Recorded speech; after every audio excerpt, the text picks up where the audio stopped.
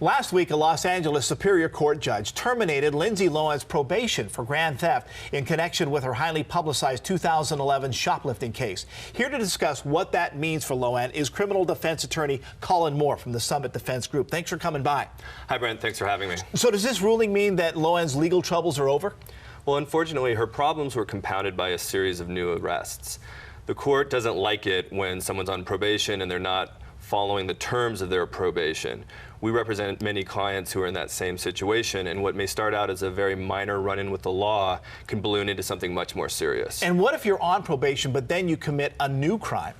Well, if you're on misdemeanor probation, you can end up going to county jail. If you're on felony probation, you can end up going to state prison. Now, most of our clients aren't obviously as famous as Lindsay Lohan, but many of them are in similar situations.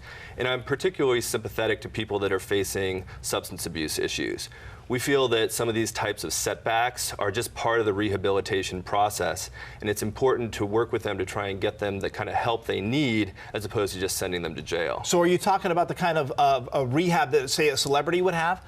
Well, not everyone can afford the $50,000 a month rehab clinics that some of these movie stars go to, but there are a lot of more affordable, sometimes even free community resources, and it's important to explore those. So in your estimation and in your experience, do the courts often give a second chance to people?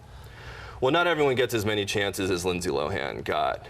And frankly, not everyone can afford to hire a good private attorney to represent them in court. But it is important to have someone advocating for you in that court. I always try and emphasize the positive qualities of our clients and talk about the plans that they have to rehabilitate themselves and get their lives back on track. I don't really feel that it benefits anybody to just send someone to jail as opposed to getting them the help they need to address the underlying problems and help them become a positive contributing member to society. Collin from the Summit Defense Group, thanks for coming by. Some very useful information. Thanks, Brent.